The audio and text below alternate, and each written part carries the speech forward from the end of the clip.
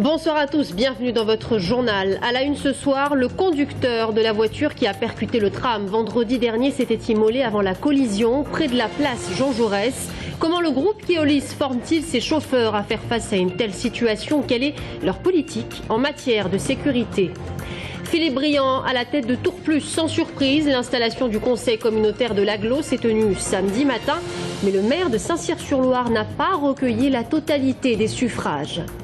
La fin des illusions pour Olivier Pantaloni et Jean-Marc Ettori, en colère, vous le verrez, après la défaite du club de Buzyn face à Créteil vendredi soir. Bonsoir à tous. Le PS d'Indre-et-Loire interpelle le nouveau maire UMP de Joué-les-Tours. Monsieur Ogis, quelle est votre vérité? Voici les premiers mots de ce communiqué de presse qui nous est parvenu aujourd'hui. La fédération du Parti socialiste demande des explications au nouveau maire au sujet du tract de l'Entre-deux-Tours qui accusait Philippe Le Breton, l'ancien maire, d'imposer la théorie du genre dans les écoles jocondiennes. Samedi matin, Philippe Le Breton a porté plainte contre X pour diffamation dans cette sombre affaire du tract. Un tract dont Frédéric Ogis nie être l'auteur. Romain Delville. Les électeurs de Joué-les-Tours vont-ils revoter pour des élections municipales?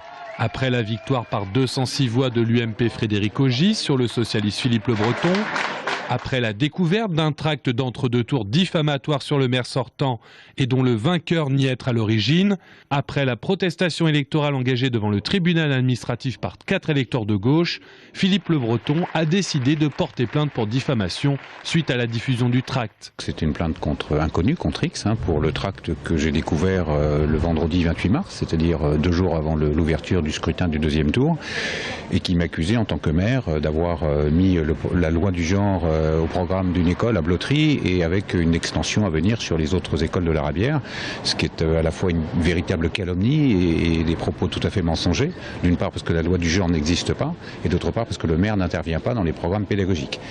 Au PS, la demande est claire, il faut que la deuxième ville d'Indre-et-Loire revote, car le tract mis en cause a, selon le premier secrétaire fédéral, tronqué l'issue du vote, en particulier dans les quartiers visés par le tract. Au départ, le tract dont tout le monde a reconnu qu'il avait circulé entre les deux tours n'était pas de lui, mais en même temps nous avons appris il y a quelques jours l'existence d'un courrier qu'il avait reconnu comme l'ayant signé, qui retraçait la plupart des éléments que l'on retrouvait dans le tract, et ce courrier le reconnaissait, ce qui fait que depuis le tract aurait pu être fait dans son entourage à l'insu de son plein gré, si je puis dire. Je crois qu'aujourd'hui, pour l'ensemble des Jocondiens, il y a besoin de clarté dans cette affaire. Frédéric Ogis, de son côté, a décidé qu'il ne portait pas plainte pour usurpation d'identité sur le tract, par exemple, et n'accordera pas d'interview avant la décision des juges administratifs, jugement qui devrait être rendu d'ici l'été. S'il y a nouveau vote, il interviendra à l'automne. Sans surprise, Philippe Briand à la tête de Tour Plus. L'installation du conseil communautaire de l'Agglo s'est tenue samedi matin, mais le maire de Saint-Cyr-sur-Loire n'a pas recueilli la totalité des suffrages. 46 votes pour et 8 votes blancs, contrairement à son prédécesseur Jean Germain en 2008. Par ailleurs, Ballan et Luynes ont fait leur entrée dans le cercle des vice-présidents de Tour Plus qui passe de 8 à 10. Un mot d'ordre, consensus. Romain Delville. Ce premier conseil communautaire post-élection municipale, c'était l'occasion d'y découvrir pour la première fois depuis la création de Tour Plus un autre président que Jean Germain. Après les victoires de la droite à Tours, Joué, Fondette et Ballan, Philippe Briand, député maire de Saint-Cyr, a pris la place. 46 votes pour, 8 votes blancs. Et puis après arrivent des sujets, et ces sujets, ils ne sont pas forcément politiques. Qui de droite ou de gauche ne voudrait pas créer de l'emploi aujourd'hui? Qui de droite ou de gauche ne veut pas faire venir d'entreprises aujourd'hui? Qui de droite ou de gauche ne veut pas que le périphérique se termine à un moment ou à un autre? Donc nous avons des enjeux qui sont des enjeux partagés. Et c'est l'envie de faire avancer cela qui doit prédominer aujourd'hui. On a reconstitué un bureau à l'identique de ce que nous avions fait du temps de Jean Germain, c'est-à-dire un bureau où tous ces maires sont représentés. Pour la première fois, donc, la gauche n'a plus les rênes de l'Agglo. Et Marie-France Beaufils, sénatrice maire communiste de Saint-Pierre et 3e vice-présidente en charge des équipements sportifs, a demandé que les dossiers en cours soient rediscutés pour voir si le consensus d'hier était toujours d'actualité. Une autre première, l'arrivée de jeunes nouveaux maires au conseil communautaire. À gauche, il y a le Larichois Wilfried Schwartz, élu 6e vice-président. On a Des fois, il y a eu un petit peu de déficit dans la précédente mandature. À droite, il y a Alexandre Chasse de Ballan, 9e vice-président aux ressources humaines, et puis Cédric de Oliveira, maire de Fondette, 7e vice-président de Tourplus, en charge du rayonnement culturel, à 27 ans. En tant que maire d'une commune comme Fondette, une commune de pratiquement de 11 000 habitants, c'est de soutenir les projets principaux de la commune. Déjà, je pense à la priorité numéro 1 que j'avais défendue pendant la campagne, c'est le développement économique. C'est créer les emplois de demain. On a pratiquement 70 hectares à l'entrée du périph'. L'objectif, c'est de faire venir de nouvelles entreprises, de créer de l'emploi, parce qu'on sait qu'au niveau national, ça penche énormément. Donc c'est peut-être au niveau des collectivités qu'on pourra créer une véritable impulsion donc demain pour créer les emplois de demain. Fin des unanimités de consensus, fin de la présidence historique du maire de Tours. Serge Babary est premier vice-président en charge du développement économique. Arrivé en force de la droite, c'était le conseil d'installation des premières fois et l'occasion pour Philippe Briand et le vert Emmanuel Denis de faire connaissance. Pour parler de quoi? Du virage NASCAR. Maryse Couillard, élue maire de Chenonceau, la commune d'un peu plus de 300 habitants, a enfin un maire. Maryse Couillard était candidate de l'opposition. Le 4 avril, personne ne s'étant encore déclaré. Souvenez-vous, la tête de liste de la majorité n'avait pas été élue à l'issue des élections municipales. On en sait un peu plus ce soir sur le drame survenu en fin de semaine dernière. Le conducteur de la voiture qui a percuté le tram vendredi dernier s'était immolé avant la collision près de la place Jean Jaurès. La voiture aurait pris feu une vingtaine de mètres avant d'atteindre la ligne de tram. Le médecin urgentiste qui sortait de prison avait séquestré son ex-compagne toute la nuit de jeudi à vendredi dans un bois près du crématorium d'Èvres. Elle avait réussi à s'échapper le vendredi matin quelques heures avant le suicide de son ancien compagnon.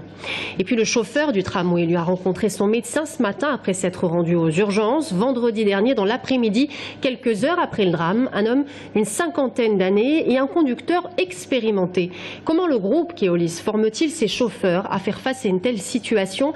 Quelle est leur politique en matière de sécurité et le dispositif à mettre en place? Ce matin, la mairie de Tours organisait une réunion où participaient Keolis, la police et les sapeurs-pompiers. Agnès Michaud.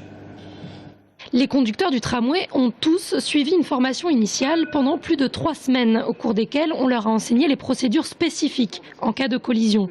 Oui, mais voilà, une fois en situation, il n'est pas toujours facile de garder son sang-froid. Pourtant, vendredi, malgré la violente collision et les flammes, le chauffeur de la rame accidentée y est parvenu, ce qui a permis au poste de contrôle centralisé, le PCC, de lancer les interventions au plus vite. Il a très clairement appelé le PCC tout de suite, il a mis en sécurité sa rame de tramway et il a permis l'évacuation des voyageurs. Donc oui, le conducteur a très bien réagi sur l'événement, sur un accident de cette ampleur. Un accident de niveau 3, soit la classification maximale, le premier d'une telle ampleur qu'est connu le tramway de Tours. Dans l'heure qui a suivi la collision, Keolis a donc souhaité communiquer à tous ses salariés. Les conducteurs ont été surtout surpris, interloqués, ne comprenaient pas ce type d'accident. Par contre, on le sait, dans notre métier de transport public, le risque zéro n'existe pas. Donc chaque conducteur relativise et agit en tant que professionnel. Distance de freinage rallongée et impossibilité de tourner pour éviter l'obstacle. La conduite d'un tramway nécessite une attention de tous les instants. Et si le risque zéro n'existe pas, Tours reste bon élève en termes d'accidentologie. On a connu un nombre d'incidents depuis le démarrage de la ligne de tramway plutôt plus faible que les mêmes villes, que les villes de taille comparable qui ont mis en service un tramway. Néanmoins, il faut rester vigilant puisqu'on constate encore un nombre important de voitures, de conducteurs qui franchissent des feux clignotants à des carrefours et qui sont du coup au risque fort d'accident. Une seule règle à retenir donc pour les Tourangeaux, feu clignotant, arrêt obligatoire. Le tram à Tours est encore obligé d'effectuer environ 2 freinages d'urgence par jour à cause des voitures ou des piétons distraits. Le groupe ERDF recrute 110 personnes en région centre cette année, dont 74 en CDI et les autres en alternance dans tous les départements, soit 10 postes dans l'Indre, 12 en Loire-et-Cher et 28 en Indre-et-Loire. L'entreprise, qui compte 1500 salariés dans la région, propose majoritairement des postes de techniciens d'intervention réseau, de techniciens d'intervention clientèle et des chargés d'affaires réseau.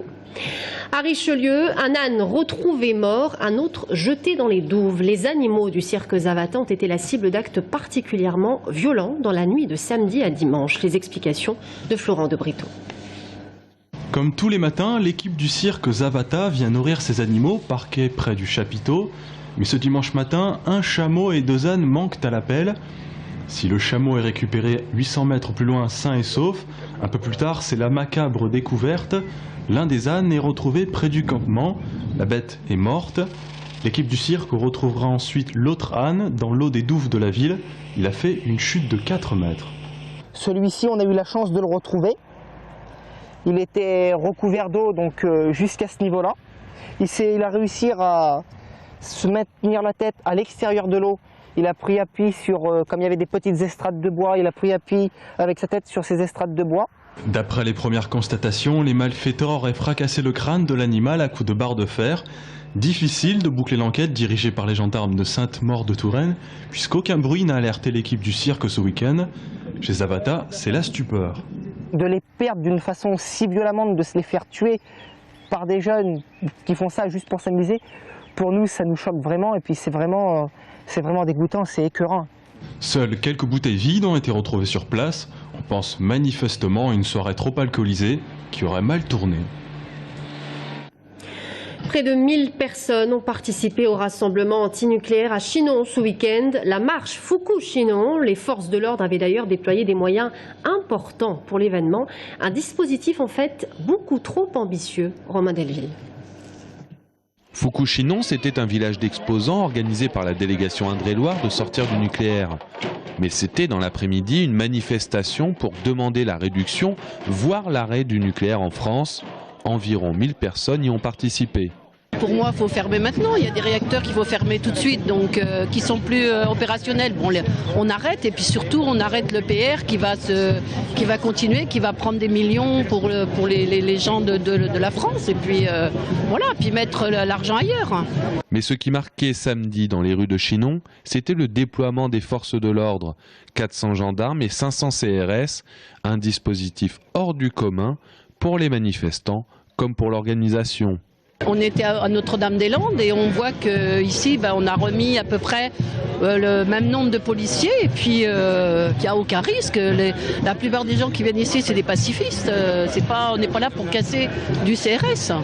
On ne voit même pas sur quoi c'est construit, quoi. C'est ça. Il n'y a pas d'argument, même on a été sur surveillance, etc. On n'a aucun argument, aucun courriel, aucun système média qui permettait d'évaluer autre chose que ça, quoi. Donc on est content parce que finalement on a le nombre qu'on avait prévu, tout a marché bien parce qu'on est dans ce qu'on a organisé. Voilà. Un village à taille humaine, des conférences, du Breiscola, des drapeaux verts. Les organisateurs étaient heureux d'accueillir 2000 visiteurs sur leur mini-village. Mais les autorités avaient surévalué la mobilisation des antinucléaires comme un syndrome Notre-Dame-des-Landes. On passe au sport. La fin des illusions pour Olivier Pantaloni et Jean-Marc Ettori après la défaite du club de Buzyn face à Créteil vendredi soir. Andy Delors a marqué sur pénalty à la fin du match, mais le Tour FC semble condamné à rester en Ligue 2 une saison supplémentaire. Bastien Mathieu. Cette fois, les espoirs de montée semblent bien envolés pour le Tour FC, que ce soit les joueurs, l'entraîneur ou même le président. Tous ont arrêté d'y croire. C'est la fin de toutes les illusions. Ça, c'est une chose est sûre. Voilà, donc maintenant, la formule, c'est on va essayer de finir la saison le mieux possible, le plus haut possible. La frustration, je pense qu'elle est de mon côté. Je ne sais pas si en face il y a de la frustration. De mon côté, oui. Beaucoup de frustration. C'était possible, c'était faisable, c'était facile. Mais bon, non, mais c'était possible, c'était facile. Bon, ils n'avaient pas envie, Qu'est-ce que je dise de plus ? Des mots forts pour un homme qui aura vraiment cru en l'exploit de ses joueurs, mais la défaite de Créteil est de trop. Sur les 2 matchs à domicile avec celui d'Auxerre, Tours n'a pris qu'1 point sur 6 possibles quand ses adversaires directs ont eux continué d'engranger, laissant le TFC sur le bas-côté. On a eu une équipe qui avait une énorme envie, une autre qui n'avait pas les moyens de rivaliser ce soir et voilà, c'est dommage. Pourtant, mathématiquement, le TFC pourrait encore accrocher la 3e place puisqu'elle n'est qu'à 4 points du podium en attendant le match en retard de Caen. Mais trop d'équipes ont pris le large. Surtout, les joueurs semblent avoir lâché et sont tout simplement à court physiquement. À aucun moment on a su trouver la solution pour leur poser vraiment plus de problèmes, pour les mettre en difficulté. Donc c'est vrai que le résultat semble assez logique. Difficile de trouver un objectif désormais pour le Tour FC qui va finir la saison en roue libre. Dommage quand on sait qu'il restera de beaux matchs à jouer avec notamment des déplacements à Metz ou à Caen. Des rencontres qui pourront servir à préparer la saison prochaine. Nous allons faire des choix. Je vais m'en occuper personnellement. Il est vrai que Jean-Marc Ettori aura cette fois tout son temps pour préparer l'année prochaine, une année de plus en Ligue 2. Et en revanche, c'est plus brillant pour le TVB qui a gagné 3-7-0 contre Nantes en quart de finale aller. Match retour prévu mercredi. Si les Tourangeaux gagnent, ils sont qualifiés pour les demi-finales. Dans le cas contraire, le match d'appui aura lieu à Tours samedi. Et puis on termine ce journal avec ces images de l'ADA Blois qui s'est incliné 69-76 face à Bordeaux à domicile ce week-end. C'est donc la fin de 6 victoires consécutives pour les Blésois qui se sont écroulés dans le 3e quart-temps, encaissant un sévère 34-8. Cependant, l'ADA Blois conserve sa 8e place au classement et reste dans la course des playoffs. Prochain match contre Quimper. Voilà, c'est la fin de ce journal. Merci à tous de nous avoir suivis. Dans un instant, l'invité de la rédaction, Thibaut Coulon, le conseiller municipal à la ville de Tours. A tout de suite.